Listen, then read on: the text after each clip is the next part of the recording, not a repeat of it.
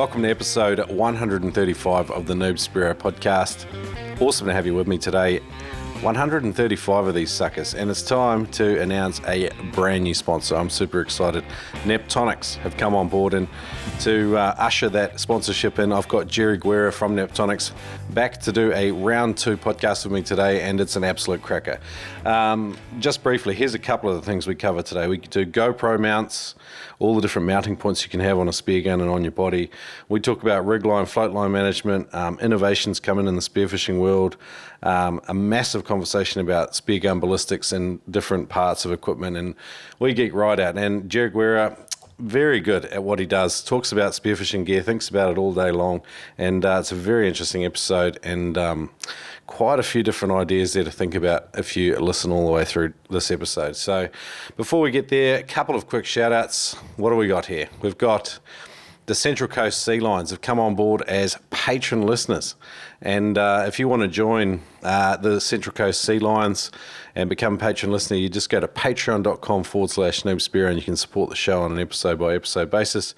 But Alex writes in, just to let you know, I finally pulled my finger out and got the Sea Lions to become supporters of the Noob Spiro podcast by joining Patreon.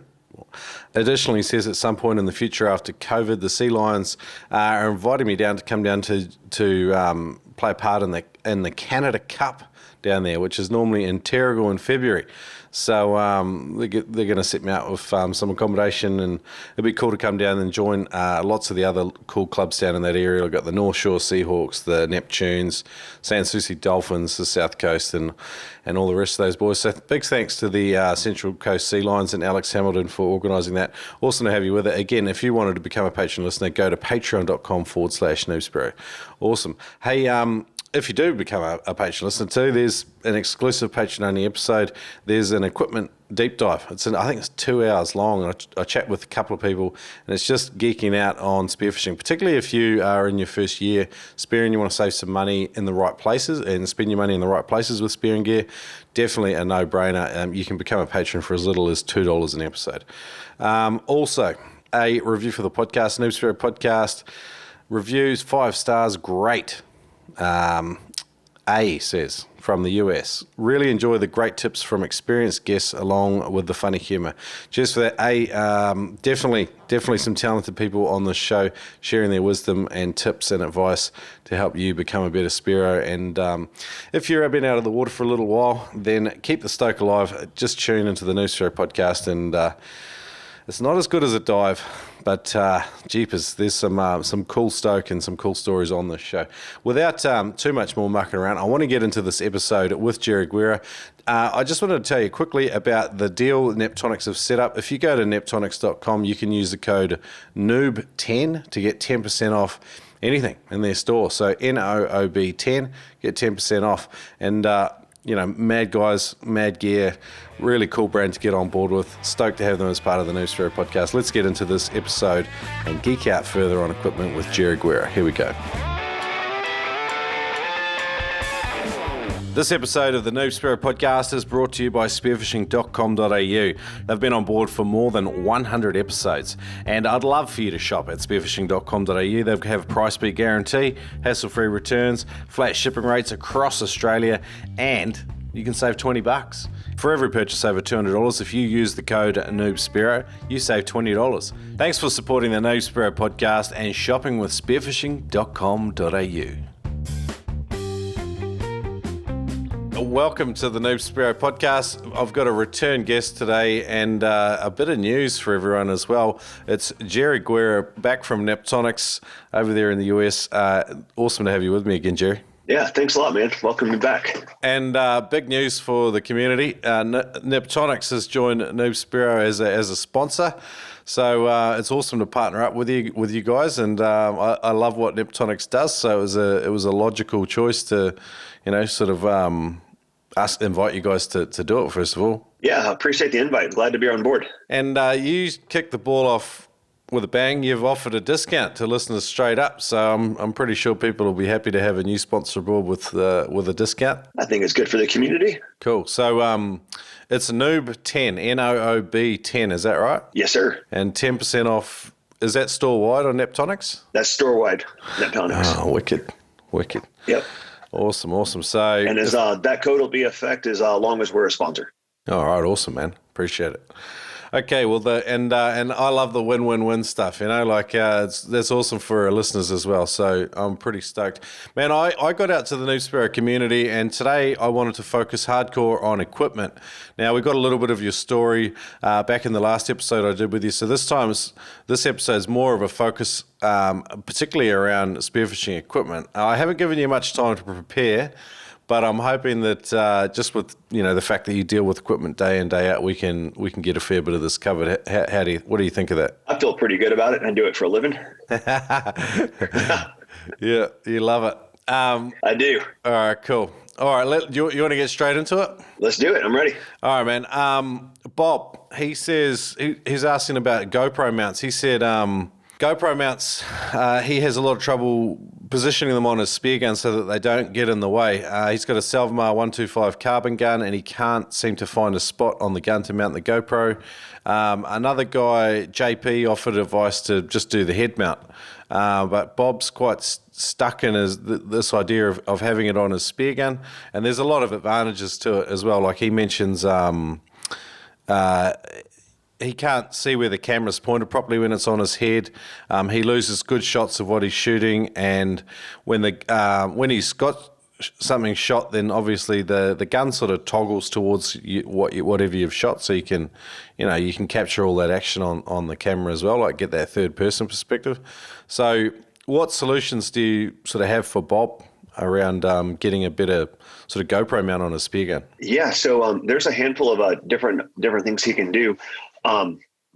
With the Salvamar gun, being that it's a Euro carbon gun, his best bet will be, because of the way the line releases on the side of the gun and the way that reel mounts onto the Salvamar carbon gun, it comes with 2 machine screws from them. And Salvamar's got a very specific reel that they are used for those guns, but you can remove the reel and they make a carbon fiber GoPro mount from Salvamar that seamlessly fits right into that.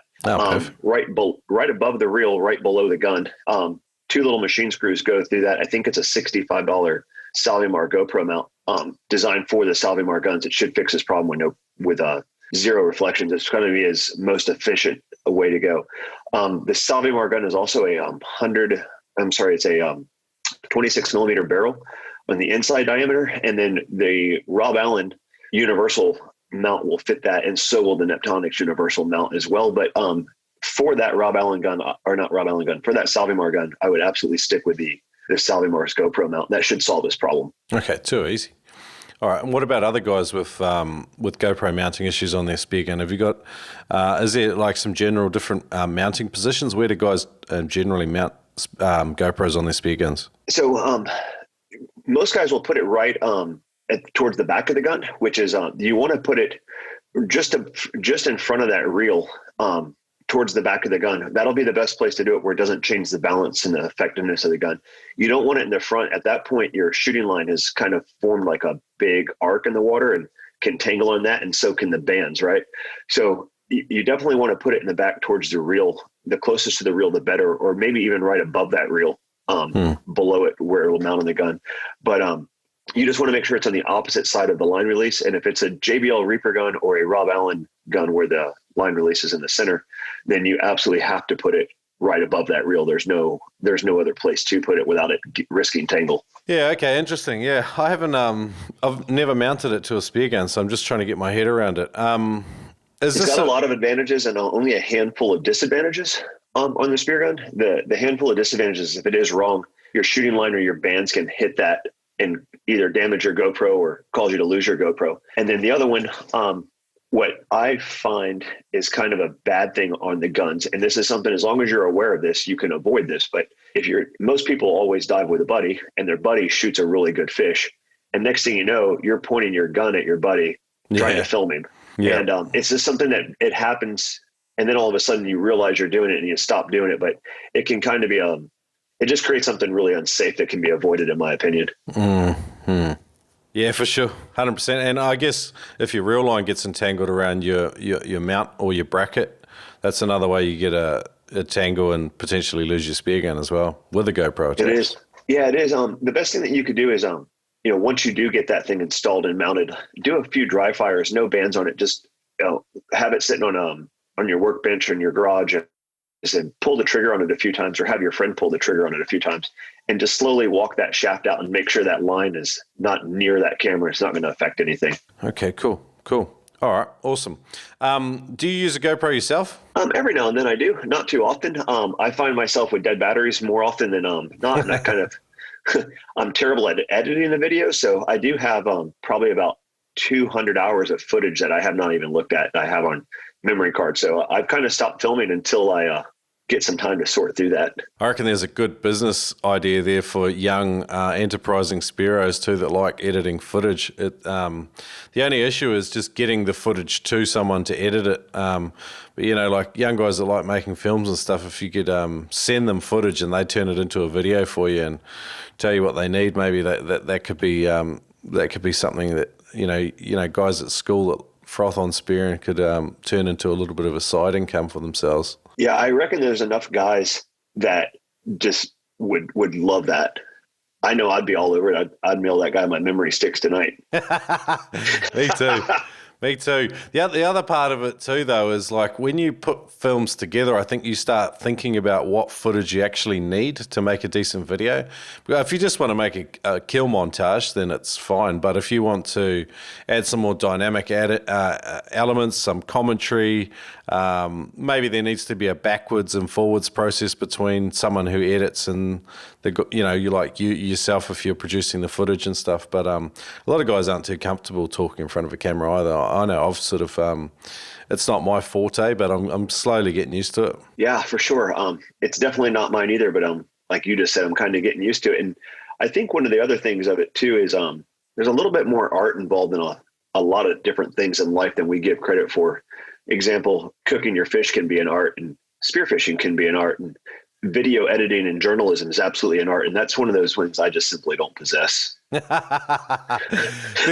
There's something about sitting in front of a desk just and looking at the same footage over and over and over again, and there's a labor of love involved in it. And I find the same thing with using a GoPro itself. I like to be either in the water filming my mates, or I like to be in the water spearfishing. I don't really like to do both because I just do both poorly. So yeah, and the other thing is too is like from a spearfishing standpoint, the one thing that I find myself when I am diving with the GoPro is I find myself 50% of the time worrying about my GoPro and not concentrating on fish and safety and where my partners are at or where my next drop should be, or have I had a long enough breathe up? I'm like, oh, is my battery dead, or is it pointing the right direction, and that kind of shit. Yeah, 100%.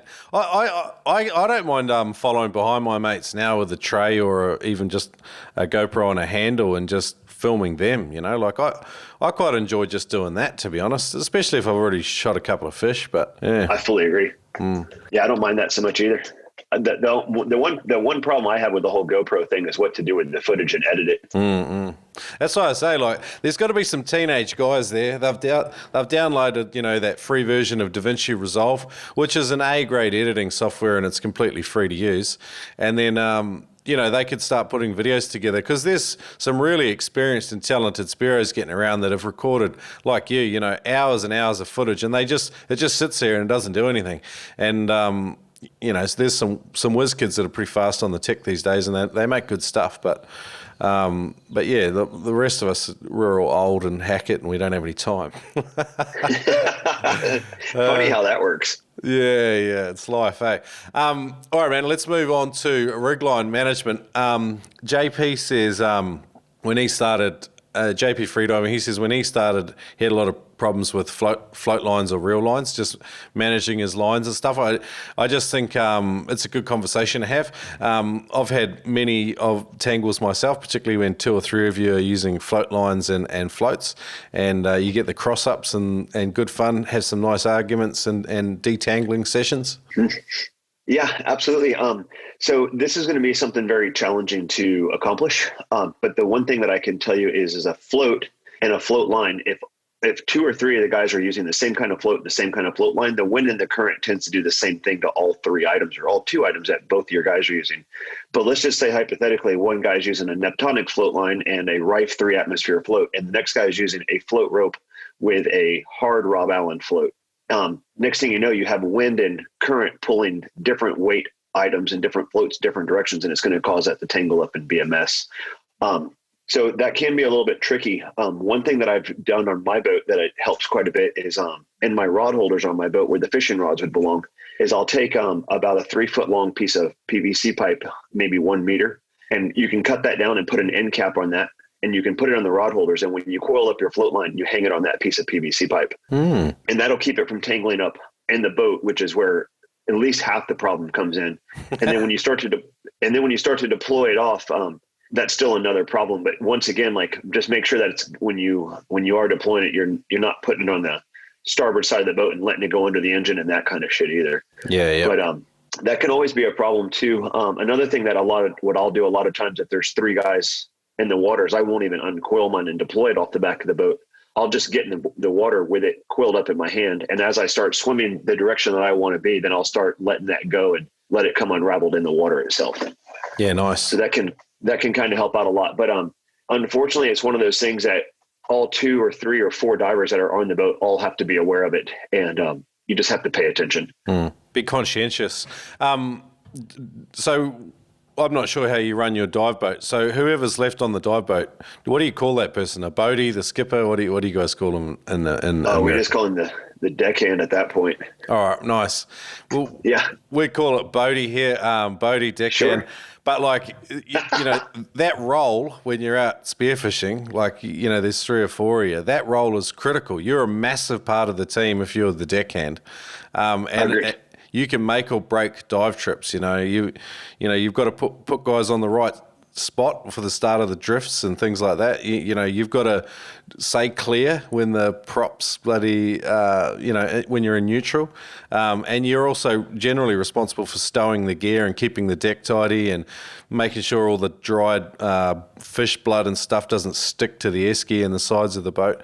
It's a critical role. What do you guys do? So the boatie's coming in, maybe one guy shot a fish, and so the boatie or the deckhand approaches the divers coming upwind. Is that how you do it? Yeah. So what I try to do is when I'm running the boat or someone's running the boat, I try to get them to where they come approaching you from down current to up current, like what you just said. So that way the float lines and the shaft lines and the shooting lines, all that stuff does stay downstream. It doesn't want to go underneath the prop. So if they're coming at you the wrong direction, they can easily, the float lines and stuff will go underneath the boat and can get in the props and cause a lot of issues. But I've been a firm believer of this for a long time. I truly feel like the best spear fishermen and the best divers and the best fishermen, they're only as good as the boat captain that day. If you got a captain that's just not putting you on the spots or doesn't have good spots, or they're running over stuff and tangling stuff, like it just makes a miserable experience. And there's definitely something to be said about a good captain or a good skipper or boat deckhand than what there is someone who doesn't have an idea of what's going on. So, okay, so you approach the current the float lines, and the floats are sort of away from the boat. You're in neutral. You're approaching the divers very slowly. Thus, they sort of swim to you, pass you their guns. Is that you guys do the same? That's correct. Yeah, usually gun's the first thing to go in because that's one of the things in your hand. Sometimes the guys that are holding cameras will stay in the water. Sometimes they'll pass up their cameras as well. But usually the gun's the first thing to go in, and second thing to be handed to them would be the fish if it's on a breakaway system or something like that. Okay, cool. And so butt first with the spear gun up to the deckhand, and then the deckhand's coiling the rope and storing that on your PVC pipes. Is that how you're sort of running it? That's correct. Sometimes, depending if the other 2 guys are already in the boat, sometimes they won't coil that up right away. They'll just kind of put that on the back stern cleat or on a side cleat, and it'll just kind of drift with the boat at that point. For the most part, it does get pulled in, or sometimes there's already an extra diver back in the boat and he'll help out and do the same thing and coil it up. But that stuff is it's very important, like when it does get pulled in the boat, that it doesn't just like lay on the deck, because that's when it does get twisted and wants to loop over itself and causes more problems for the deployment of the next dive. Yeah, nice. Okay. Do you guys ever wrap your rig lines or your float lines around the spear gun before you get back on the boat? Sometimes I do. I don't too often from a personal standpoint, but I have a lot of friends that do. And I find a lot of the guys that are using like the thinner polypropylene lines or the foam-filled float lines, the more the rope style, they'll tend to do that. But the vinyl tubing ones, they don't tend to coil as well around the spear gun. I think they're a little bit more bulky and take up a bit of space. But I know quite a few guys that do that. It is slower sort of deployment though on your next dive. Like you've got to pull it all off your spear gun again. I mean, it's not. We're not talking 20 minutes here. It's a 1 minute, 2 minute job. But if you do jump straight in on fish, like that, and then you've got to load your gun and all the rest of it. Do you keep a spear tip protector on your gun before, like as you get into the water and before you get back up? I stow one up the sleeve of my wetsuit. I don't. I definitely have them like when they're going from the truck to the boat and on the boat kind of thing.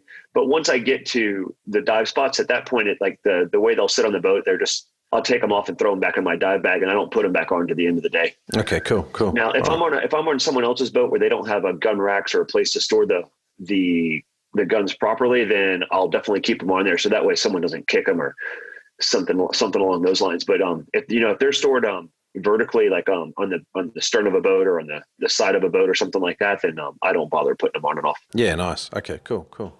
All right, let's get back into float line management when you're in the water. So you've got 2 or 3 guys diving with these rig lines. You've worked out some sort of system so you're not crossing over each other all the time while you're in the water. What about when you're shooting fish and stuff like that? How do you manage your rig line?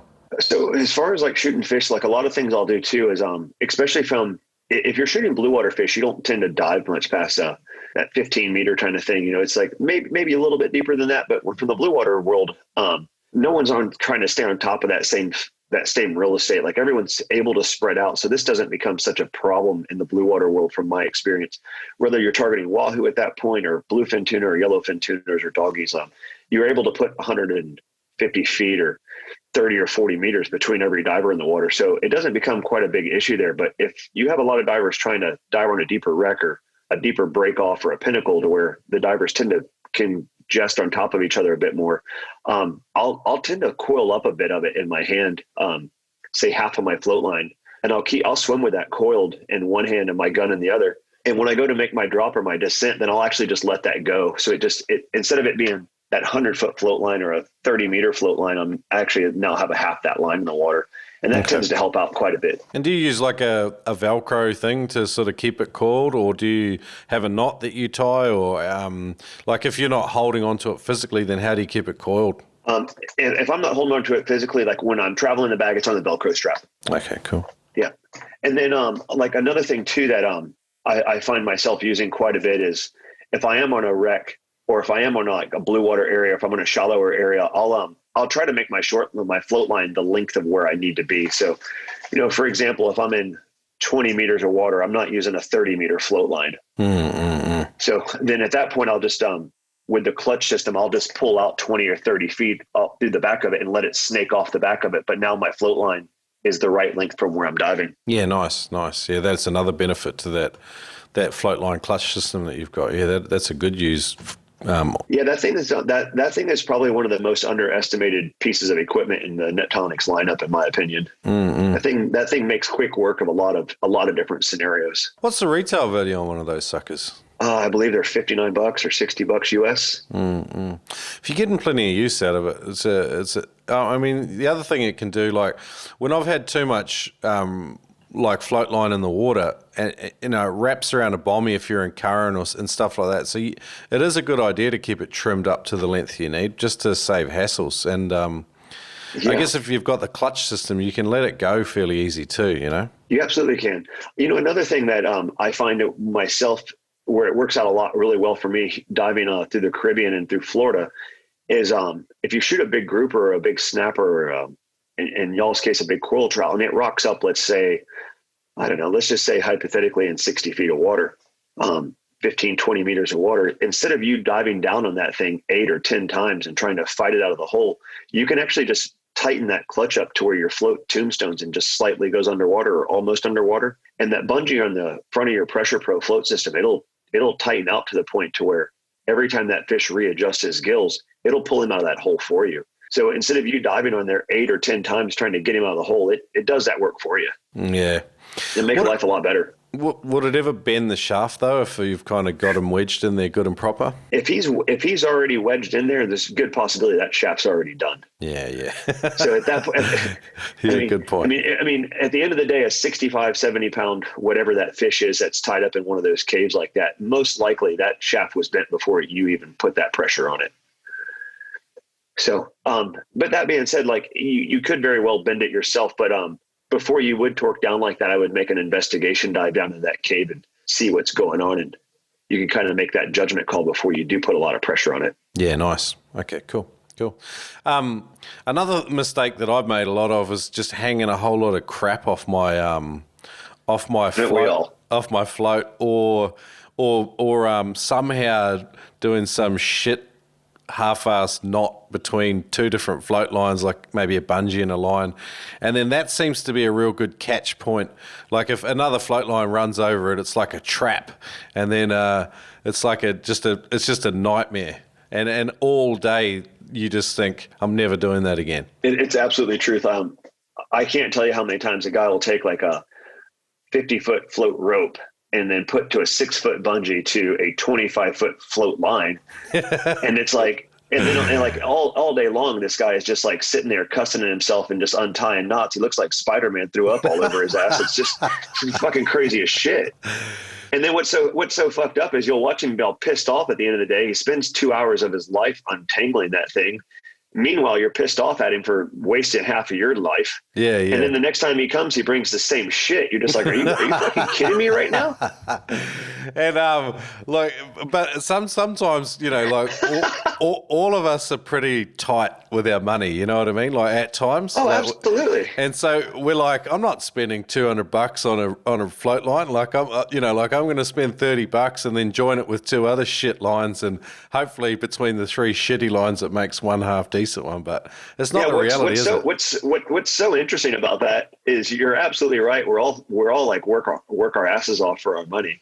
But what I think everyone forgets is you're also spending a lot of money to be on that boat. And all of a sudden, 4 trips later, you've spent more time untangling that than what you have diving. And you kind of forgot that you just spent an extra $200 in fucking gasoline donating to the oil rigs instead of fucking killing fish like you're supposed to be. Yeah.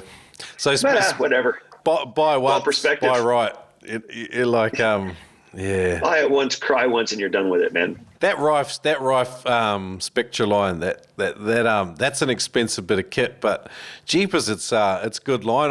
Every time I've used it, I've been impressed with it. I'm just like, if I could, I'd have a 20 meter, a 60, 70 foot length, and I'd have a 30 meter length. I think that'd do, you know, a lot of my diving.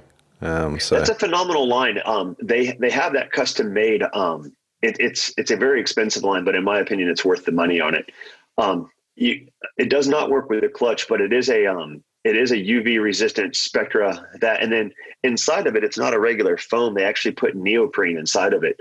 But it's a very expensive line to make, but it's a very good line. Why doesn't it work with the float clutch? It's too thin for the clutch, and the Spectra on the jacket of the clutch will actually slip through. So unfortunately, it doesn't work. Oh, bugger. But, yeah, it is. It's a bit of a bummer like that. You guys are going to have to tune out another float line clutch, especially for that line, I reckon. Yeah, it's occurred to me. Yeah. Oh, good. Okay, cool. I wanted to mention as well the Coatsman video, the floats and float lines for spearfishing. Coatsman's got a whole lot of awesome videos on his channel with regards to the technicalities of equipment. Have you watched many of his videos? I have not. I will be the first to admit I do not watch a lot of spearfishing videos or read a lot about spearfishing. Yeah. Well, you look at it all day, every day, so I can understand there's got to be an element of fatigue that sets in. There is, and you know, for me, man, like most of the stuff that I've made and designed and been a part of with Neptonics, it's all been like on a dive trip somewhere. This is not working properly, and I just made it and modified it to work better for myself, and eventually that translates into a good experience for everybody else, which is, in my mind, a really good thing. So, I mean, that's an interesting sort of question all in itself. So, I mean, you know, like you've made these improvements to equipment and stuff, you know, and obviously build a prototype. How do you go from there to then deciding to, you know, commercialize it and produce it, in bulk? I'd imagine that'd be quite a tricky journey. It can be a real tricky journey. But I mean, to answer that question as best I can is sometimes it's just sometimes it's like a big wave, man. Like you just close your eyes and go for it and hope it works. There's an element of that. Like I love chatting with guys that geek out on, equipment and stuff, and they spend so much of their time and energy developing this stuff, like I remember chatting with Warren Bird from Hex Aquatic. He did the wetsuits with the Faraday cage woven into it and stuff. I just thought it was just phenomenal that he's backed himself and just had a real good crack at that. And the development cycle for bringing that product to market is like, jeepers, it's a labor of love all in itself, It really is. And sometimes like I'll make something and I'll make the prototype of it and I'm like, okay, this is going to work, and I'll go dive with it and I'm like, this is fucking terrible. Yeah. And then there's other times where you make something and I'm like, well, why in the hell didn't I think about that 2 years ago? This is the beauty of doing your own gear too, because you go, oh, well, that doesn't quite work, but if I tweak this, then next time I come back, that might work. Yeah, exactly. Cool. It's pretty funny. Like this one is it's something as stupid as what it is, but this is one that I do for our customers all the time if they'll ask or if they want that. But we don't make it universal because a lot of guys will dive off the beach. Is just getting like a hot awl or a hot nail and heating it up with a torch and poking a burn hole through the bottom of your dive booties, your socks. And at the end of the day, for like 5 years of my diving career, I'd get out of the water, I have balloons on my feet, and I'm like taking my socks off and putting them back on. And then I'm like, and then out of nowhere, like of all damn things, I stepped on a fishing hook, poked a hole right to the bottom. And I was like, well, fuck, that hurts. But nothing a few beers don't get you past. And then the next day I'm diving with a sore foot and my left foot doesn't have any water in it. And my right foot does. And I'm like, well, son of a bitch, we're going to poke holes in here. Why didn't I think of this 5 years ago? Yeah. Just nice. like it's just the dumb stuff like this. Sometimes you're so focused on the complications and all the nuts and bolts and how far you can make something shoot and how long you can hold your breath. You forget about the simplicity of the whole thing. Yeah. Really easy to do. I went and had to buy a set of booties like maybe end of last year, and I was just like, it's a simple item, but it's just not something we really spend a lot of time thinking about. And I was thinking, like I would like to find a set of booties that I really like and then just buy a 3 or a 4-pack or a 5-pack of them. You know what I mean? Like, and then, the other thing with booties or socks is like surfing and boogie boarding, they've spent a lot of time and money R&Ding different styles, like where they got molded feet, like where your big toes kind of held in place, but the rest of the foot's free. And, then you can walk across the, coral reef and stuff like that in them. With us with the full foot fins, it does sort of change things a little bit, but I still think there's a lot of room for innovation just with booties and socks that people haven't really looked into. Yeah, I'd agree with that. I made the P-Tuff booty about 2 years ago now, and I'm in the process of another booty as we speak. But working with the neoprene factories and back and forth and the different glues and the bonding and stuff to make it the way you like it, there's a lot more going on to that than one would think that a sock is a sock, but it's a lot more than that. Yeah. And there's some companies that's done some really good jobs with their socks, and there's some companies that it's just literally that it's just a tube and it's like, well, this doesn't work right. Yeah, I've had the balloons. I've had, the poorly fitting ones. It's like, and then your feet aren't warm. And if your feet aren't warm, like your extremities are some of the things that cool down the fastest, particularly when you're in cold water. And if you don't have that right, then it can ruin your dive day, So even as something small as booties, like you say, like the process to getting something to market, it's just an incredible journey. But good on you for dropping in on that wave. Another innovation idea, Bob says, what I'd love to see developed are pull cord floats. Some inflation system like life jackets. So you basically attach it to your belt, and then when the gun gets ripped away, they pull off the belt and auto inflate. And then someone else has got on, Chad Matthew said, and he's linked up the Carter spearfishing float. And then I see you've also got a Neptonic CO2 auto-inflating white sea bass float. We do. So we have a white sea bass float, and then the one that Mako sells is the Carter float, which we also sell that one as well. They're both phenomenal floats. What we did was to make ours a little bit more efficient was in our mind is we did not put the oral inflation valve into it. So it's CO2 inflation only on ours. Makes it a little bit cheaper, a little bit easier to use. One less thing to break and go wrong on your float. Okay. But those, we originally made those for the guys in the kelp. They'll shoot white sea bass and they'll get tangled up in the kelp. So this thing will pull it tight and kind of give you something really easy to work with. A lot of guys will do something similar to what Bob was already using. They'll actually wear that on their weight belt. And some guys will clip it to say like a 2-meter line or a 5 or 6 foot line, and they'll clip that off to the back of their spear gun. And if the shit does hit the fan and the reel does jam and go wrong, then that thing just kind of deploys out and they pull the ripcord, and now they have 30 pounds of flotation on their gun. Yeah, nice. So is that, I mean, has it got it like an internal line kind of built into it? I mean, it does. So on the CO2 cartridge, it's very similar to like what the life jacket would have, where it hits that thing. It's, I think if my memory serves me right, there's a 60 gram or a 40 gram CO2 cartridge in there, which is enough to inflate that thing to about 20 pounds of lift. Okay. And then both the Carter float and the white sea bass float have an over inflation valve. So if the CO2 cartridge is going to push some extra air in there, that over inflation valve makes it impossible to pop the float. Okay. So like, I mean, even for guys like with reel guns, like some people like reel guns and they don't really want to carry a belt reel. Is this something that you could possibly use if you got like muzzle wrapped, or, you know, like you just shot something ridiculously big that you shouldn't have, or you absolutely could. You could deploy it. You absolutely could. You'd wear it on your weight belt, so it would kind of go not necessarily right where a belt reel would go, but you could wear it on your weight belt and then simply just clip that off to the back of your gun in an emergency. You'd have to be pretty coordinated and think about it, but I reckon that anyone who's diving with that has already kind of thought that process through. If you just had zip ties with it onto your weight belt as well, like, you know, like a decent amount of force would rip the, you know, pop those zip ties, and then it'd deploy anyway, wouldn't it? If you were using small enough zip ties, like a thin ones that would break, it would. I don't like the idea of anything fastened to me permanently like that, where it might not fail, because zip ties, I reckon if you were using a small enough zip tie that would hold that in place, you would be fine with that. In my mind, I was thinking of tying on just a bit of bungee cord, like what you'd use for the breakaway adapters, maybe like some 2 millimeter or 3 millimeter thick bungee, and just making some loops to go over it. So the bungee would, in theory, would just stretch away. Oh yeah. Okay. But yeah, something like that. You could do that. You could put it inside that pouch. The pouch is on a Velcro system, so that would, in theory, it would just break right open like that. I don't leave mine hooked to my gun, so if something was to go wrong, and I would just take that off and clip it to my spear gun at that time.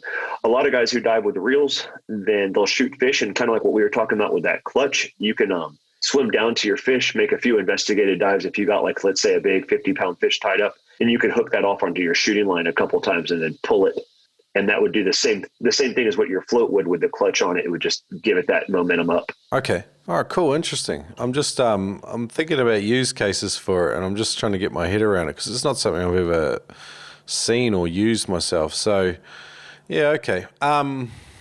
What's the sort of the damage on these? I mean, if it's saving you the cost and purchase of a new gun, reel and reel line, then potentially it's a worthwhile investment. And as long as it's not too bulky and it's out of the way. Yeah. So I believe the float is like $75 with the CO2 cartridge. And then I think the pouch is like another $15 or $20, if I'm not mistaken. And it looks like it sort of folds down to nothing. So it does. It probably roll down to about the size of a little bit longer, like a tall boy beer can. Okay. Yeah. So it's a pretty small, compact size. Yeah.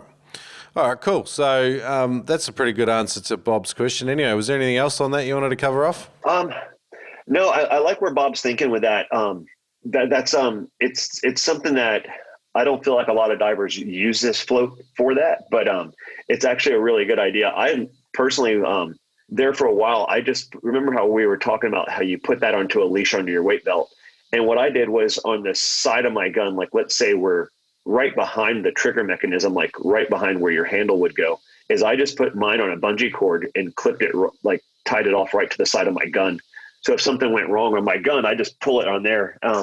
It's a little bit bulky and it can be in the way, but I love the idea of it, especially like when you're blue water hunting with a reel, if that is something that a lot of guys will do. But like sometimes you'll end up on a boat with the 4 guys with float lines, and I'll just use a big 100-meter reel, and a 90-pound wahoo can make stuff go real south real quick.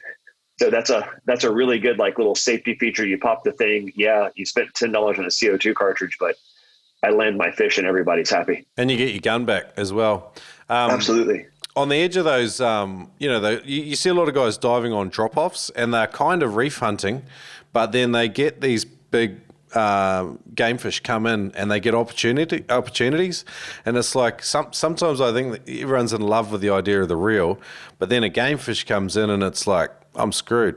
You're 100% right.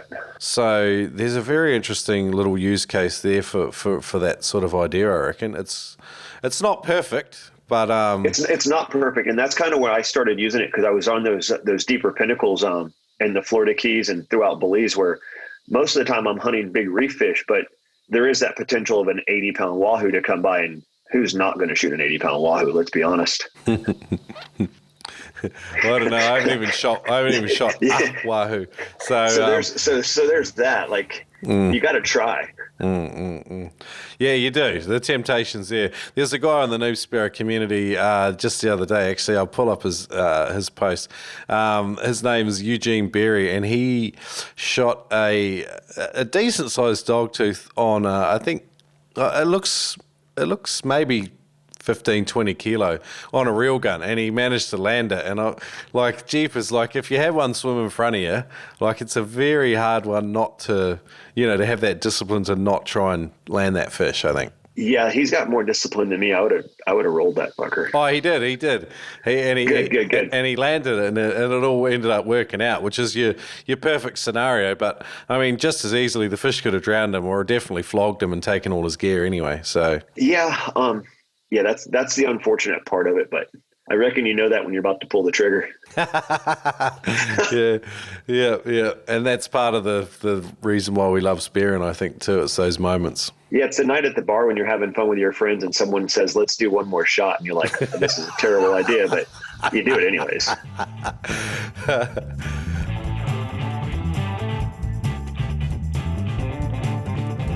Can't get enough Noob Sparrow podcast content? Good news. Become a patron listener at patreon.com/Noob Sparrow and unlock exclusive content only for patrons. It's at patreon.com/Noob Sparrow. Generally, when I start talking spearfishing safety, freediving safety, it's when people turn away, turn it off, and carry on and ignore it. If you're in your first couple of years spearfishing, freedivingsafety.com will give you a fantastic foundation to not only make you a safer spearo, but it'll also help you to have more fun, take home more fish, and look after your mates. Check it out at freedivingsafety.com. All right. Hey, man, let's get into spear gun ballistics. This is a fairly big conversation, and there's some cracker questions here, so let's hook into it. Vivian says, what diameter or length for the spear, what diameter and length for the spear on your gun should you use? How do you compromise between precision and power? So which question is this on the list? Let me see. It's straight under spear gun ballistics. Vivian's not a native English speaker, so I'm trying to just clean it up a little bit. So he's talking about, like the thickness of the shaft and the length of the spear. Where's that neat sort of compromise point between, being very precise and having enough power to take down? So for myself, from a personal standpoint, I like spear guns with two bands.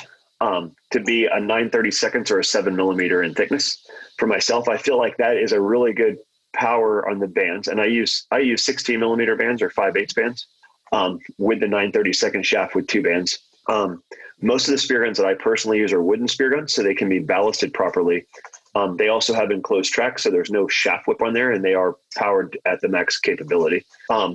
However, as far as the length for that spear, in my opinion, the best overall length is somewhere between 9 and 11 inches from the end of the spear gun to the overall of the flopper. And that being said, I try to keep that same exact 11 inches on every single spear gun that I own, whether it is a 90 centimeter gun or a 150 centimeter gun.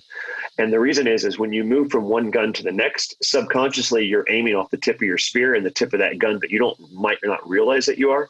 So if you have one that's, say, hypothetically 14 inches, and the next gun is 9 inches, and the next gun is 7 inches, one of your shots from one gun to the next is going to be higher than others for subconsciously, you don't know why. And it's nothing more than you're using one gun with a lot more power and range, but your sight alignment's off because of that projection on it. Okay, so you've found a sort of a shaft diameter and rubber diameter that suits what you're doing. If guys want to scale that up or down, I mean, well, let's leave shaft overhang out of it for a sec, because I think that's another big conversation.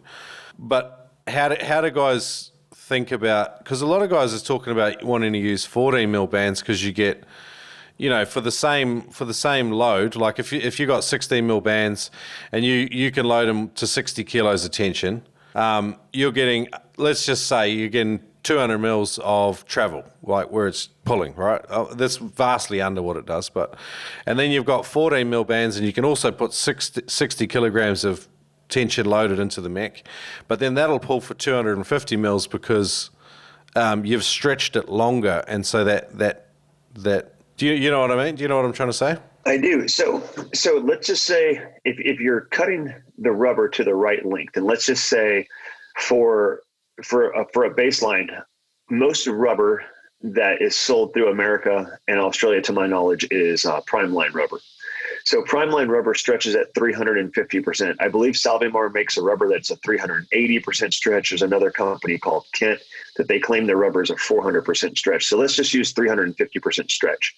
So rather you use 14 millimeter or 16 millimeter at 350% stretch, the 14 millimeter is going to generate about 90 pounds. And then the 16 millimeter is about 110 pounds. Now, where it gets kind of interesting is once you load that, and let's say you load it on your spear gun, for the first 15 minutes, you're going to generate that full 110 pounds of pressure.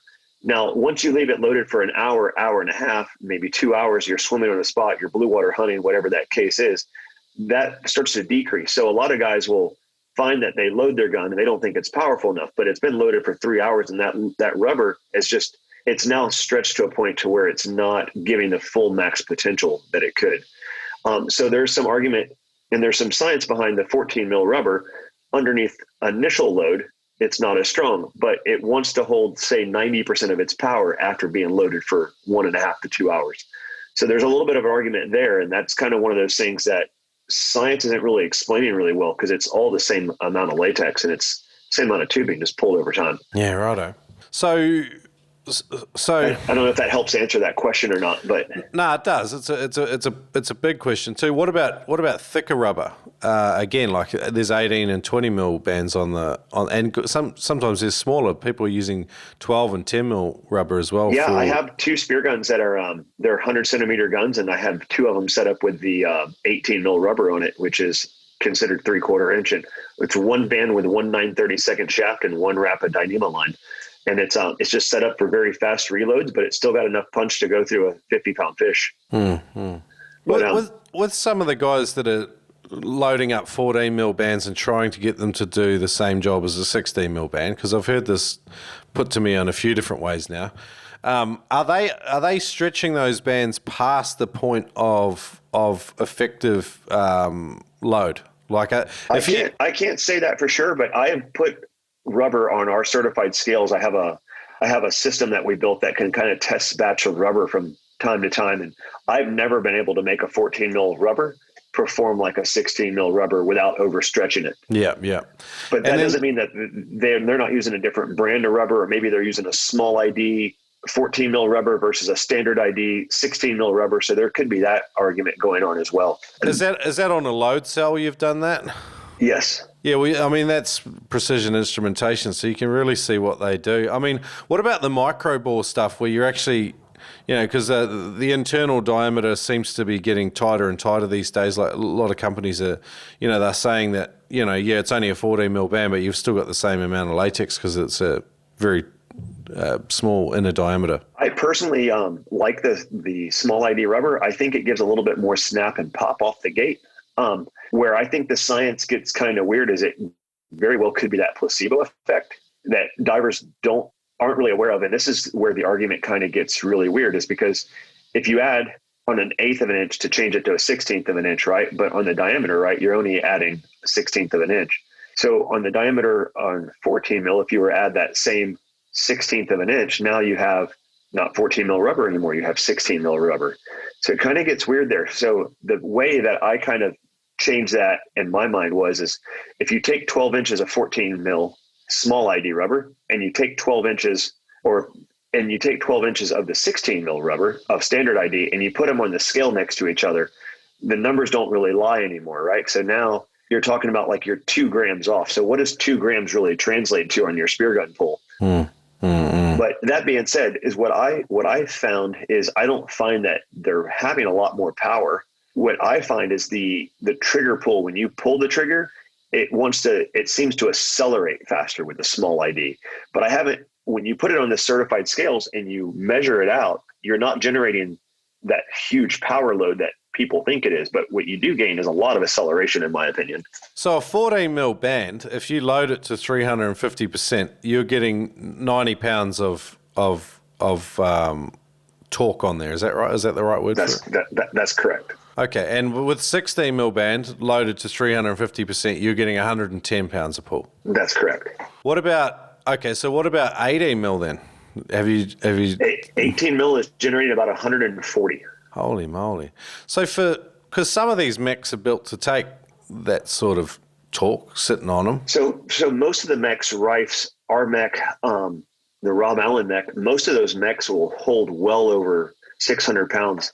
The Neptonics mechs, our tuna mech, our reef mech, our reverse mech, the back of the shafts break before the mechs do, which is a really interesting thing. So it's almost, I wouldn't say impossible to overload that and have a mech fail, but you're going to have a shaft fail way before you'll have that mech fail. Yeah. It's another interesting point too, like where guys choose to sort of, whether you're using finned or notched shafts, does that the way that power is loaded onto that shaft, does it affect travel and stuff much? There's no doubt that it would affect the travel of it. What I don't know is when you look at the most sophisticated spear gun, whether it's a double roller, a inverted roller, a standard spear gun, an enclosed track, an open track, it's got a magnet track in it, like the list goes on and on. At the end of the day, where I think a lot of people overthink this is it's still powered by 2 or 3 rubber bands. So at some point, your shaft, your rigging line, and the release of that trigger becomes more important than what style rubber you're using or how much it's torqued out, in my opinion. That being said, to answer the question of a notch shaft versus a shark fin shaft is, in theory, no argument about it, the notch shaft is going to be better because it has less resistance in the water. It's more hydrodynamic. However, I believe that's something a machine will dictate and the human eye will never, ever see, especially when you look at the acceleration, how fast a spear flies. But that's just my opinion there. I've never tested the one versus the other to see if one's shooting farther than the other. So I've never done that before. With a lot of guys in their spear guns, like I don't measure my rubber. Well, I'm a terrible example, but I don't know if I'm typical or not, but I think some guys don't measure their rubber, so they don't even know if they're getting 350% band stretch or not. Are some guys cutting rubbers too short to try and get more power? Is that something that happens commonly? It is. And at some point, the rubber just simply won't stretch past 400, and it stops giving its potential at 350. So you can cut it too short and it just simply won't stretch far enough for you to load it. Like it's just not going to happen. Mm-hmm. So there is that going on. But I know several guys, they don't measure it at all. They just go to a store and buy the one the guy tells them. And hey, I have a Rob Allen 110, and they leave out with bands that are 2 inches longer or 2 inches shorter than they should be. Yeah. Do you think it makes a huge difference? I think 2 inches short makes a huge difference. I think it makes can make a gun very inaccurate. I think 2 inches long might actually make your gun shoot a little bit better and smoother if it's depending on what the gun and make and model is. The biggest thing that happens at Neptonics that I see with the local customers that come into my Tampa shop is their gun's not shooting right. And 75, 80% of the time, the problem of it is it's overpowered. Okay, cool. So the overpower is going to cause 2 problems, right? Like first, it's going to make that shaft flex. If the shaft is flexing and flying like spaghetti in the water, it's not going to be accurate. And obviously there's a lot more hydrodynamics there. And then number 2 is the gun wants to jump.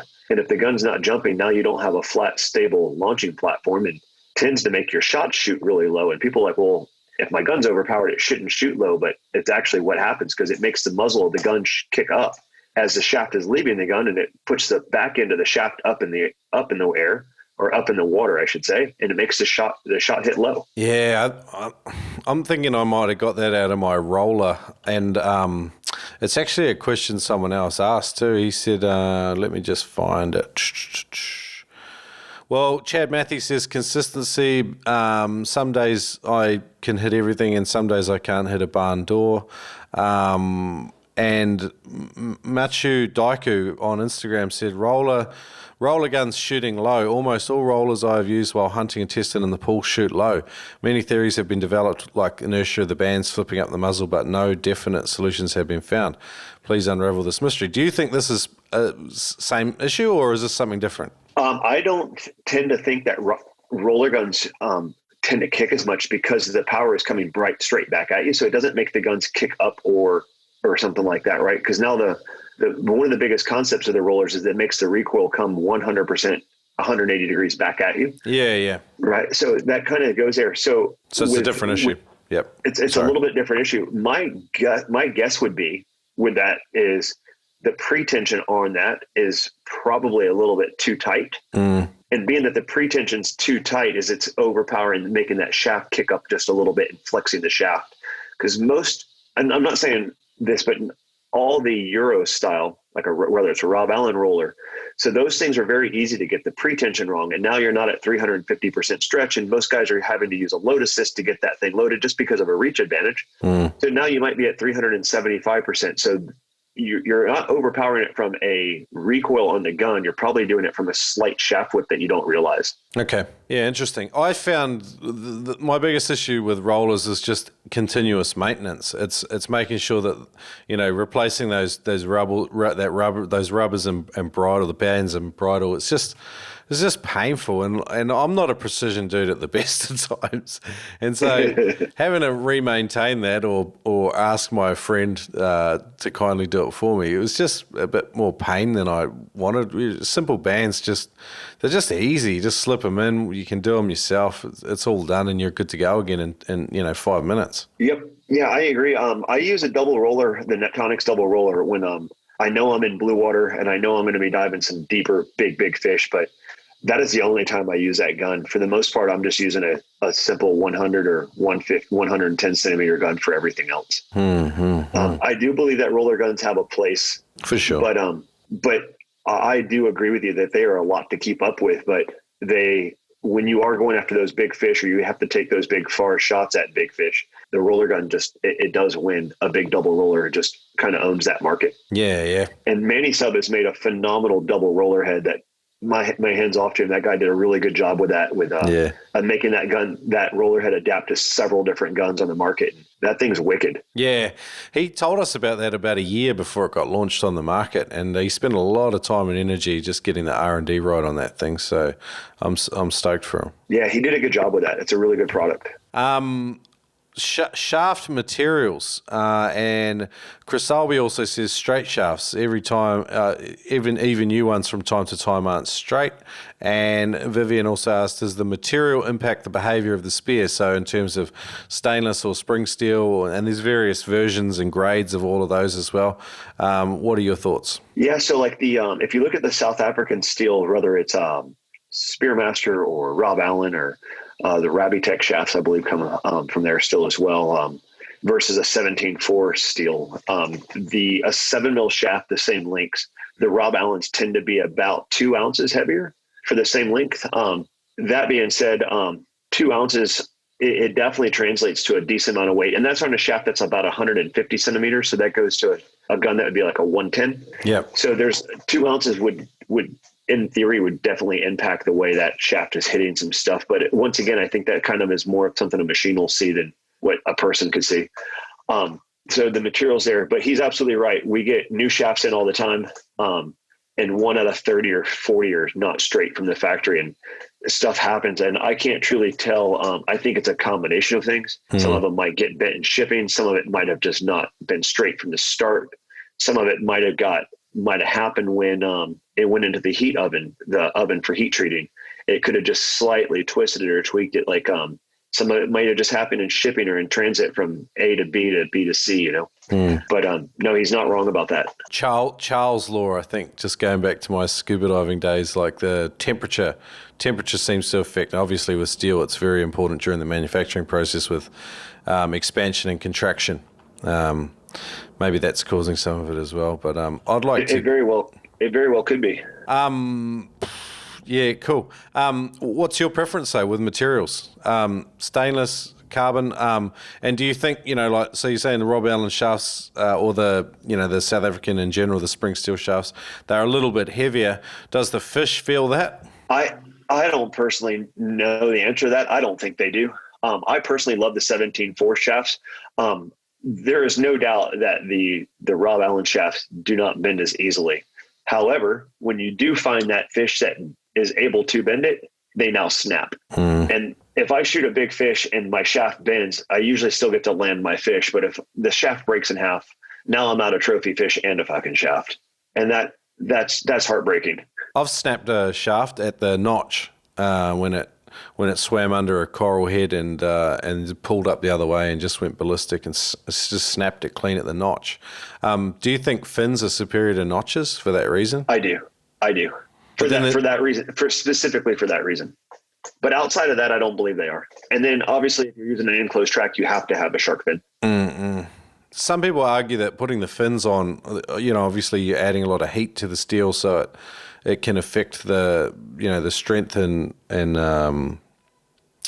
also bend and warp the steel as well. What are your thoughts? It could bend and warp it. I do believe that it does take out some of the strength, like he's saying, but not nearly as much as cutting a notch into it.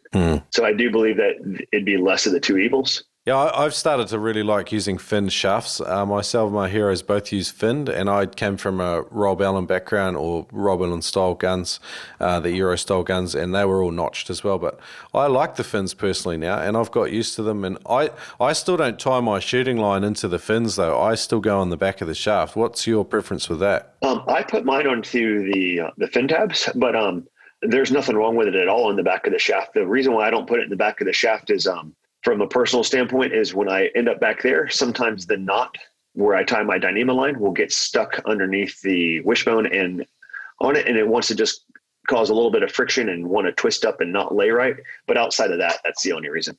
But I tie mine off to the first fin tab. I generally use mono as well. This is probably why. And then obviously the memory's conducive to doing it as well. But I recently did it with Dyneema shooting line and I bloody lost the shaft. And it was spewing too. It was a stainless 1700 long 7mm stainless fin shaft. It was a beautiful shaft. I think maybe they're $80 or $90 to replace them. It's just, oh well. Oh man, we've all been there, buddy. Yeah.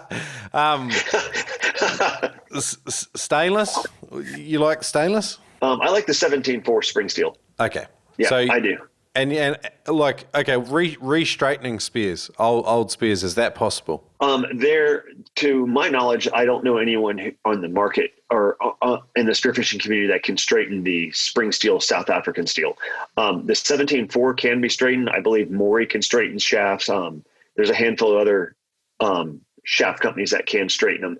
What I have found is you'll spend a lot of money to straighten that, and no matter how well they get it straight, the next big fish tends to twist it right exactly at the same spot. So it's already kind of created a weak spot.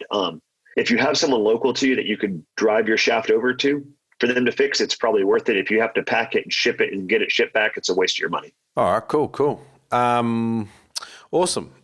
So again, a lot of these small things, like in terms of the materials and the weights and stuff, it can probably only be detected by a machine, is what you're sort of saying. Let me just go through this question here. Chad Matthew asked sort of the same question about the 14 mils giving a longer pull because they, the same, but we've already sort of had that same conversation. I feel like we covered it off. Yeah, I would just out of curiosity, maybe we could get on there and ask these guys and go over this in the next topic. I would love to know what brand that they're of rubber they're using on the 14 mil versus the 16 mil, or if it is the same brand, there might be something on why that 14 mil is working better. They might be getting it from a different company, and that's why they're having a little bit different results with it. Yeah. Okay. Cool. So it's hard for me to know that question or to answer that question without having the baseline of if it's the same manufactured rubber, that kind of thing. All right, cool. Tommy Dawes asks, is there a power to weight ratio for rubbers and shafts per gun lengths? Is there a kind of a rule of thumb to be followed? A good rule of thumb is like what I was saying a little bit earlier. We were talking about, I believe, a 2-band gun, a 9/32 or a 7 mil shaft works really well. I do like the 16 mil rubbers for that. If you're going to use 3 bands, I do like the heavier shaft, an 8 mil shaft or a 5/16. And then when you do get into your bigger blue water guns, 4 5/8 bands, 11/32 shafts.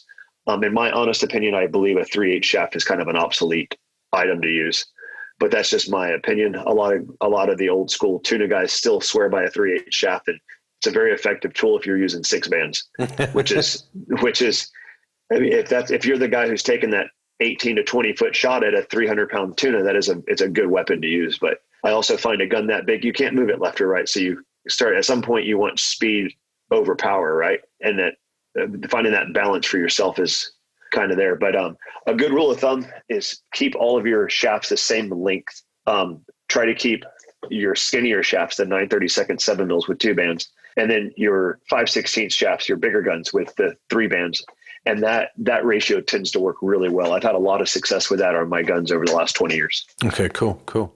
All right, cool. I like it. Spear Factor.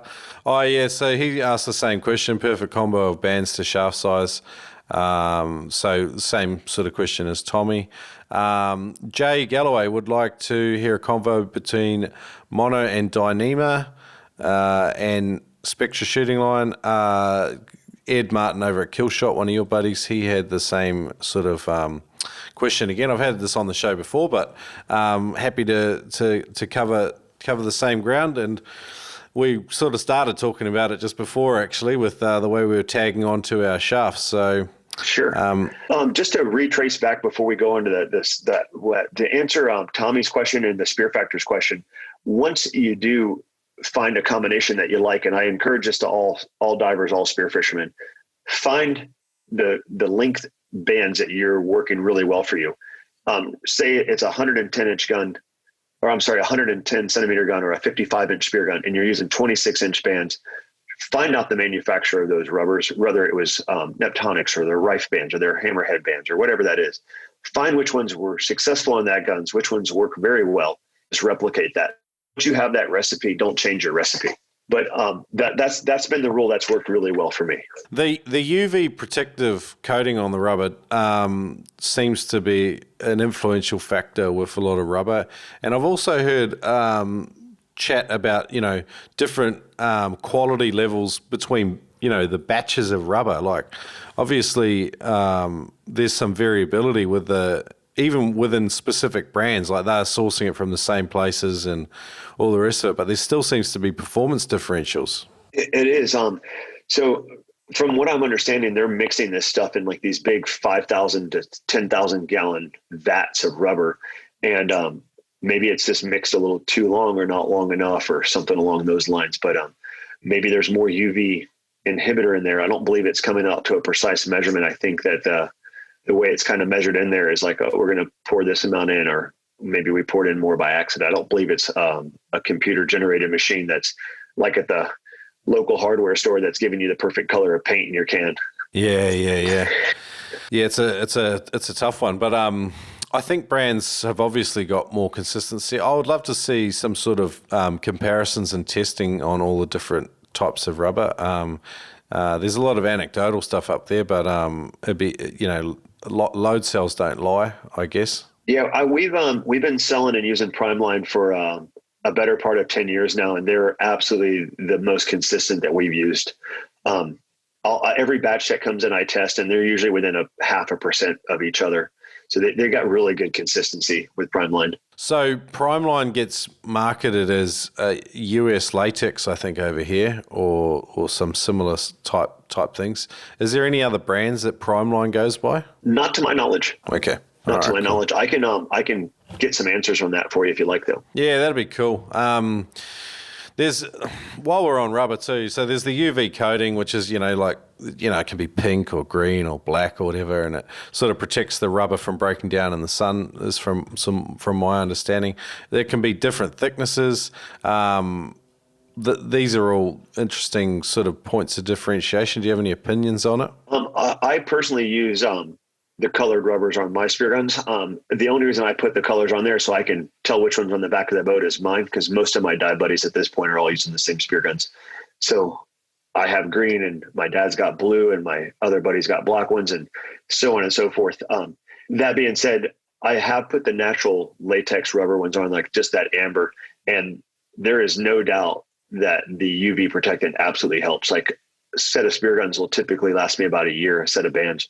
And with that UV, the non-UV coated, I might get 3 months out of them before the sun eats them alive. Yeah, wow. It's absolutely impressive of what that UV protectant does. I've had a guy on the show too, and he talked about progressive bands with regards to the power curve, or reactive bands.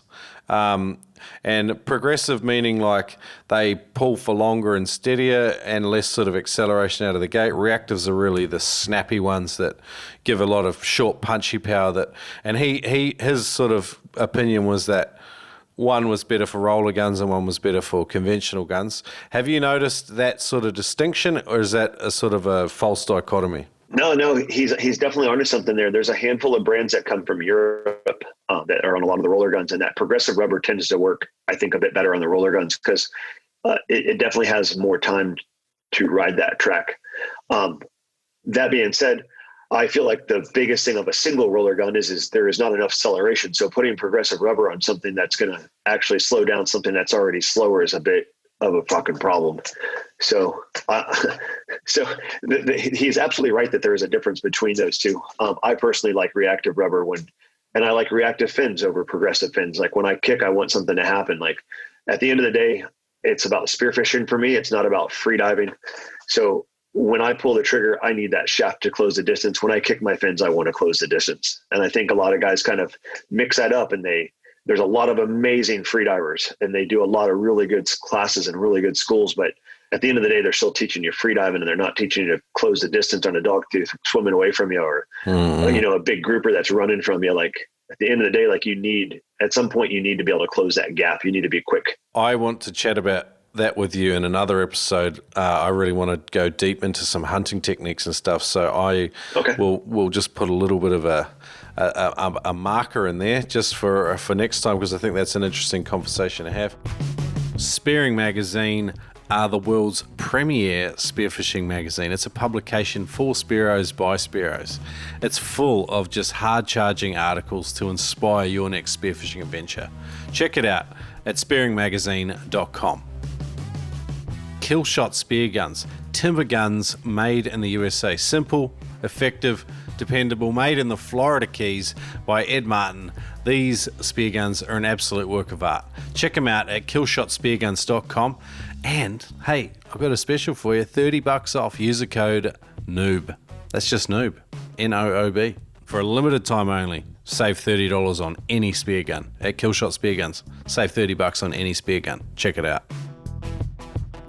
Jason Harris mentioned a really cool video. It's another Coatsman video.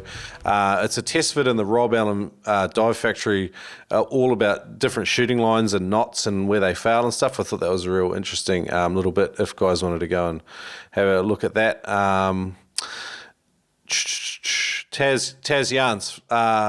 So Taz over at Az, they've got a podcast called Yarns with Az and Taz. These fellas are pretty funny. They spear, but they don't just talk about spearing.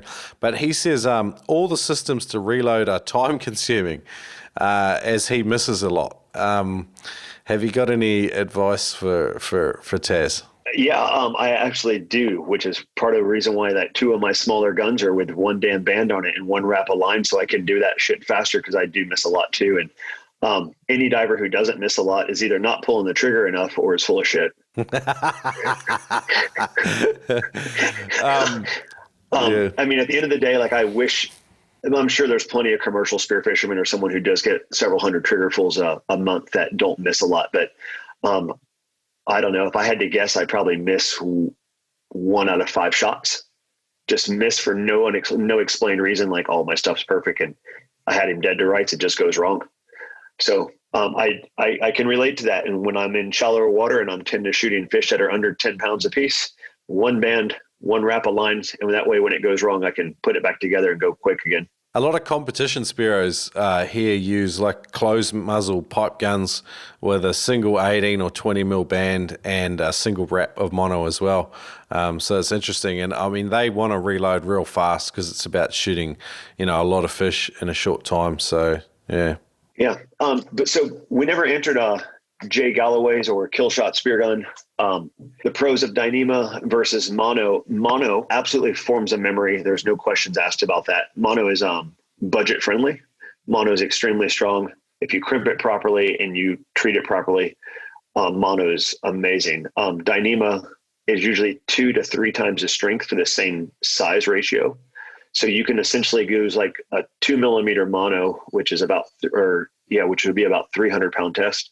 A 1.7 or 1.8 Dyneema is about 660 pounds strength. So you get a lot more strength ratio with Dyneema. I personally like Dyneema. I use that on all my spear guns versus mono. I find it a bit faster to rig. I don't have to keep up with crimps and a crimping tool. I can tie a simple double figure 8 knot or a bowline and I'm on my way. The one negative to Dyneema is when you shoot a fish and he spirals and twists up, you have to make sure that you're very diligent and comb the kinks back out of that Dyneema. Otherwise it will tangle on your next shot. Where mono, it tends to clean itself up for you. I don't see if there is one big con to Dyneema, it's expensive, but that's nothing that most people are aware of that when they decide to buy it and purchase it. But I think it's, for shooting line, I think it's phenomenal. Yeah, cool. The memory in mono makes it pretty interesting as well. And I think if you want to tag into the back of the shaft, I don't know. I didn't do well with my first go at a Dyneema shooting line into the back of the shaft. Yeah. The mono definitely tends to work better in that application. It's one of those things that doesn't really make sense of why, because the Dyneema lays super flat and clean when it does go into the trigger mechanism, but the mono just seems to deploy a lot easier on the way back out for some reason. Okay. Cool. You happy with that? I am. All right. Shannon says, rubber replacement. Should I make my own or buy from the shop? Shannon, to answer that question, I believe every diver should know how to tie his own rubber bands. So you'll save yourself a little bit of money if you make your own. However, it's very convenient to buy them from a shop that's already done. But personally, I do believe that every diver should know how to make them. And now, whether you decide to make them out of convenience, to purchase them out of convenience, that's fine. But if you're on a trip and your rubbers break on the boat, you should absolutely know how to tie those and fix those and replace those. Cool.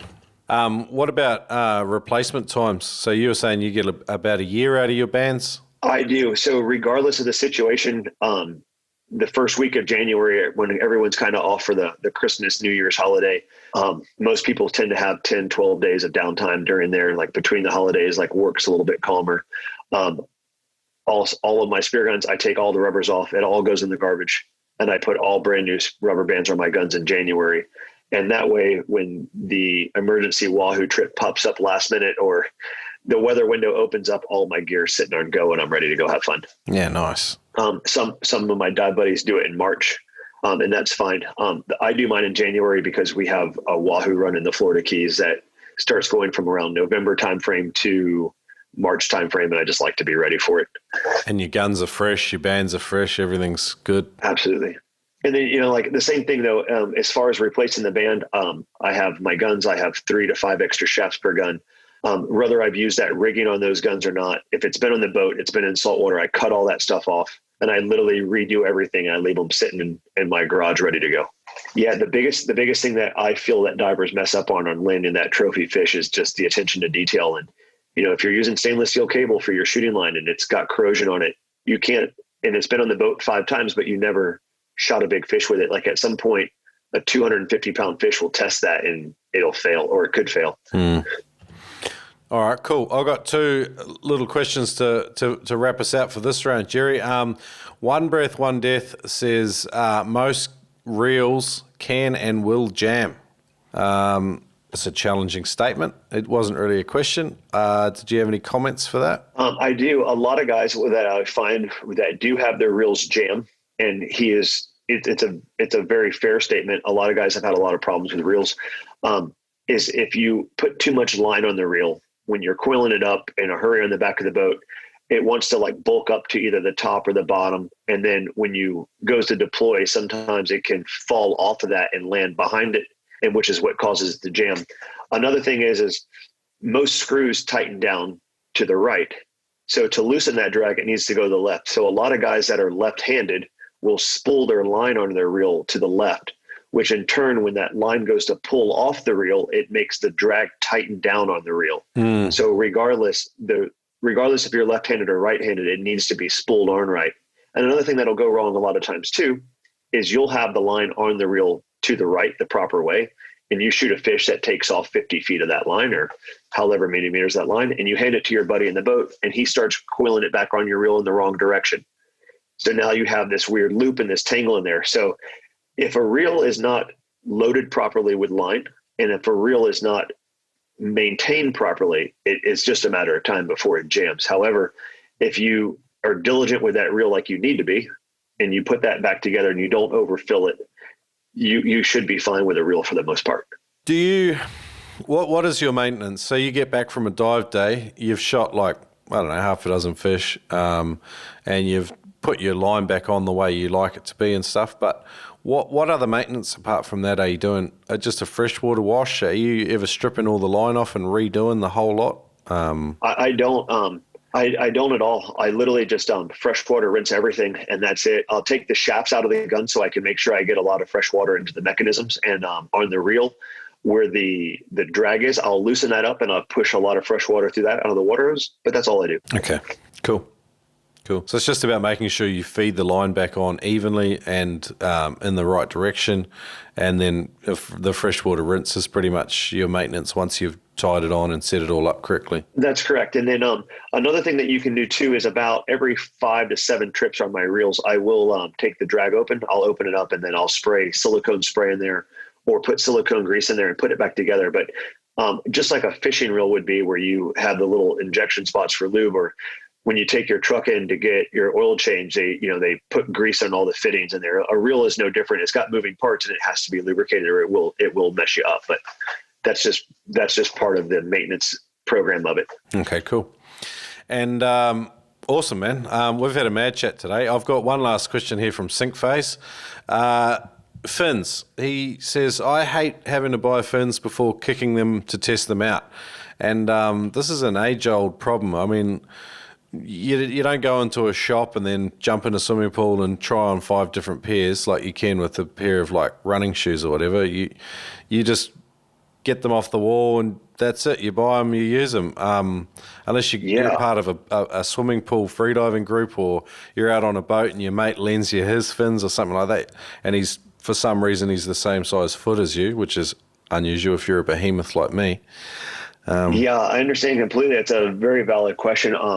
Here in Florida, we a lot of the guys will free dive in the springs a lot up in North Florida, and they twice a year there'll be a bunch, like they'll do what they call a spring fest, and they'll get up there with a lot of the different manufacturers will be up there, soft, mediums, hards, and you can try some out. But at the moment, most dive shops don't have a pool, and they definitely don't have enough test models of that. That would be thousands of dollars for a dive shop to do, which is very unfortunate for the consumer at the moment. But you can start breaking stuff down to what's best for you by a few simple questions, which will absolutely help this problem. And first off, you can decide, the first thing to pick out is your body weight and size. And most guys underneath 185 pounds tend to be into softs of whatever brand that is. And then 185 pounds tends to be that threshold. And then there's a level of fitness in there and up to about 230 pounds. And those guys tend to be in mediums. The 230 pounds and above tend to be in hards. And then you can kind of decide if you like reactive fins or progressive fins, and that'll narrow out another 80% of your fins that you can pick from. But a few simple questions to ask yourself is, are you more of a free diver or are you more of a spear fisherman? And if you're a spear fisherman, in my mind, the answer automatically goes towards a reactive fin. like when you're trying to close distance on a fish, when you're trying to get your ass off the bottom, coming back up, you need to be able to kick and close ground. If you're line diving and you're trying for like your personal best in depth, then at that point, the reactive fin becomes a lot better. Or I'm sorry, not the reactive, the progressive fin becomes a lot better.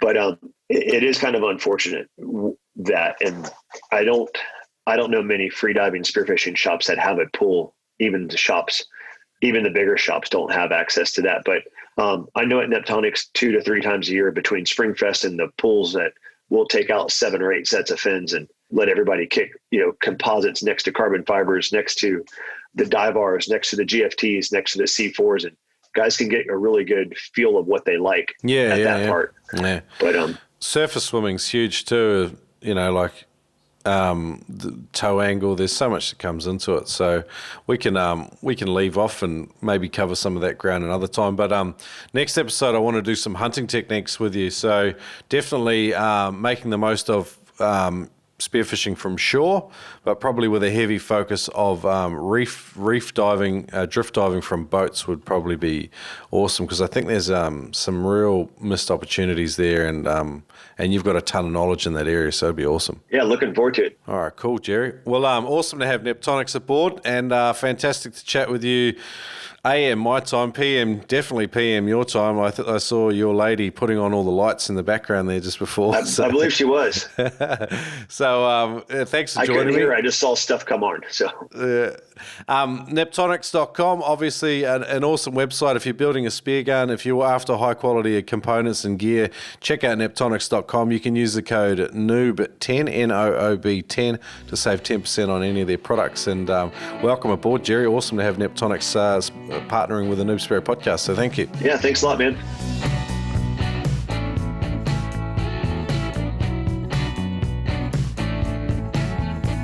Some tight tips there from Jerry Guerra today. Awesome chat about spear gun ballistics. Definitely worth thinking about, especially the shaft overhang thing. I think it's more of a matter of helping us with aiming rather than being a ballistics thing, is having that overhang and having it consistent on every spear gun. But as usual, everyone's got their own opinion and ideas about it, and it's awesome to explore those and have that conversation on the show. I'm glad you were with me today to enjoy it. And if you wanted to check out the deals mentioned today, Neptonics.com, and pump in the code NOOB10 to save 10% off store-wide.